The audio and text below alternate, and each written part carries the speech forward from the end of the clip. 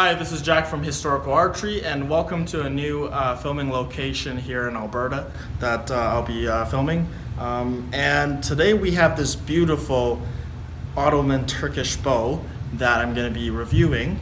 It's 135 pounds at 32 inches, but being a Turkish bow, you really want to shoot it only at 28 inches, which is about 104 pounds at 28 inches. Made by Carebows from Indonesia.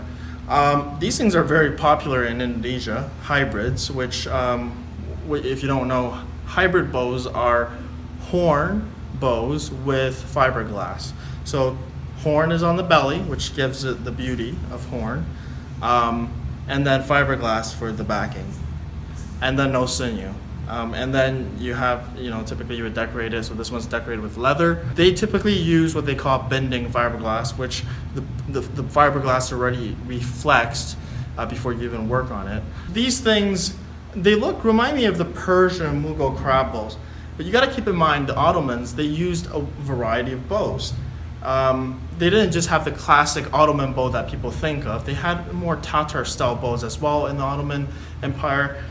You got to keep in mind the Ottoman Empire is huge, right? It includes all the way from Europe, the Balkans, all the way east to Persia. So you're looking at a huge empire with all kinds of different kind of cultures, and it makes sense that they had different kind of bows. This is one of their designs where it's more looking like a Persian one, with the longer siyas that has a static portion compared to those classic Turkish bows with less siya length.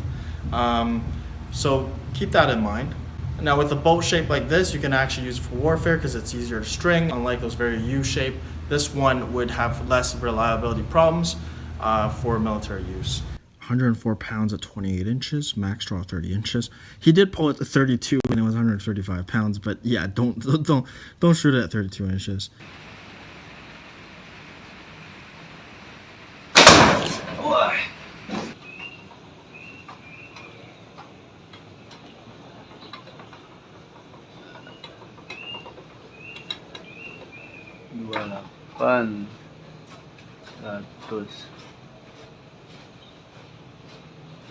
Berapa tuh?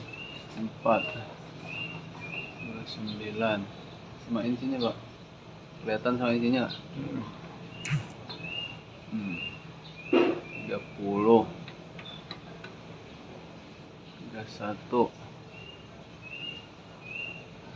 32 bisa nggak?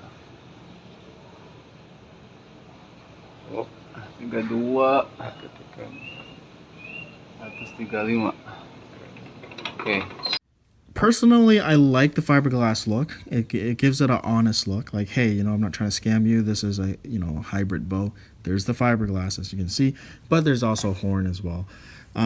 So that's why I like it with the feature. It gives it that 21st century look fused into a 16th century look. So I kind of like that.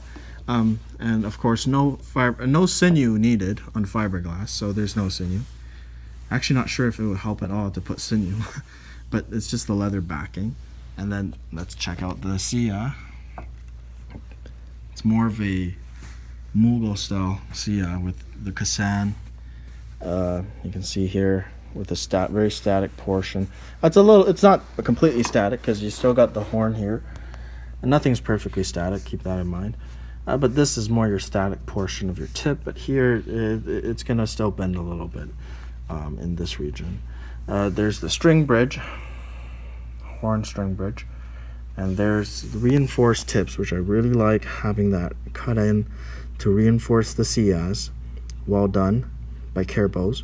The one thing I don't like about it, he forgot that I'm a left-handed shooter. So, well, I got it strong, but as you can clearly see, this limb is bending less than that limb, which means I've been trying to massage it to bend here more, but it's not working.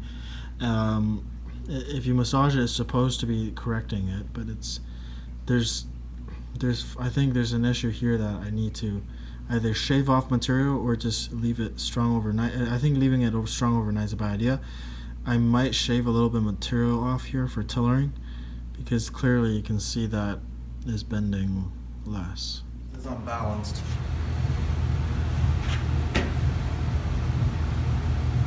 Oh, you can hear it. You can hear it. Did you guys hear that? That's the horn cracking. Yep, right there. But you can't shoot this. The horn's gonna fail right here. Well, I've strung the bow, as you can see, but there is bending, well, a lot more bending here compared to here. So this is not safe to shoot right now. You do not want to draw this. I tried bending it in this direction with heat, but it's not really working. One thing I noticed is there's cracking already being developed. Let's see. So there's the vertical cracks that are already being developed here, and you can start seeing pressure on the horn. When the horn puts a lot of strain, you can see some wrinkle marks here. And the biggest concern, which is why I don't want to shoot it, is I see spacing here that looks like a crack. That is not safe to shoot anymore. As you can see, there's the delamination right here from the horn to the fiberglass, and that's just going to keep delaminating the further I pull.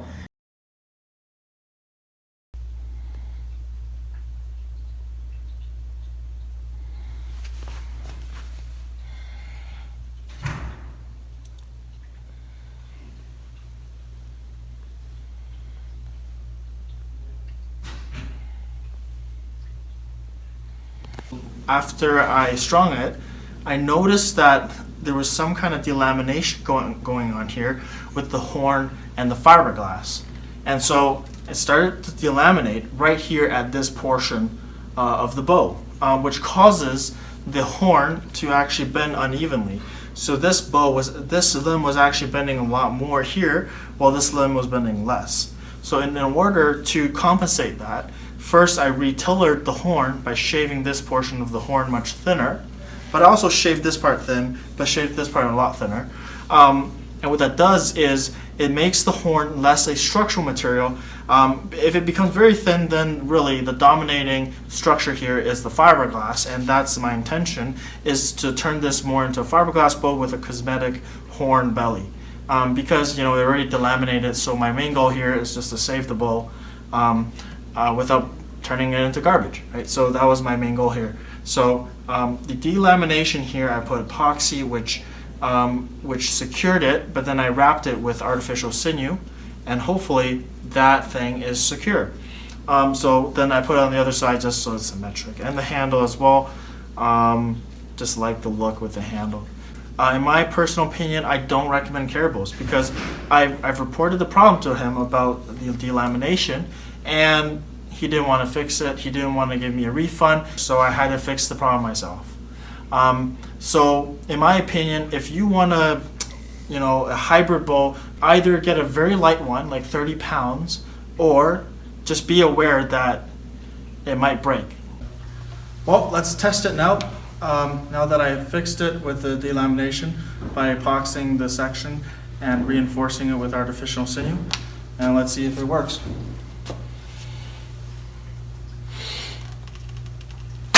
Oh, that packs a punch.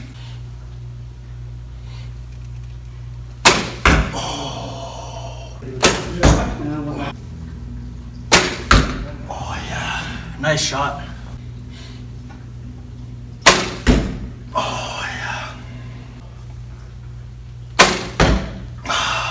So I put about 10 rounds onto this, and what do I think? I think I did a good job fixing it. It delaminated. The epoxy worked with wrapping and reinforcement. I think the wrapping really helped. But so far, no cracks. The glue actually works, so very happy with that. But the vertical cracks you can still see on the belly. But at this point, this is a fiberglass bow with horn decoration as the belly, because I've shaved the horn so thin that it's not really contributing to the structure for the bending of the bow. It's more decorative. And I don't mind that. I mean, from the start I knew there's fiberglass involved, but now that I shaved the horn down really thin, it's pretty much a fiberglass bow, which I like for the reliability, but the cosmetic look. And you see, the thing with these hybrid bows is most of these Indonesian hybrid bows are not 135 pounds. You can't really blame Carebows that much because it's his first time making something this heavy as well. Let's be honest, how many people make hybrid bows this heavyweight, right? Most of them are in the 40, 50 pound range. So, but I don't recommend making a hybrid bow of this weight.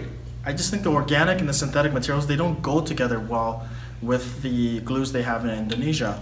Even the modern glues just doesn't go well. But yeah, I'm sorry, but don't buy really heavy hybrid bows. 40 pounds, 50 pounds. Armin makes much better videos on those ones, but on the 130 pounds, yeah, stick to a fiberglass bow or a true horn sinew bow made by a reputable bowyer. But don't try these. I mean, these are cheap, they're great, but like if you're a do-it-yourself kind of guy and you don't mind the bow exploding in your face, then yeah, I'd get it.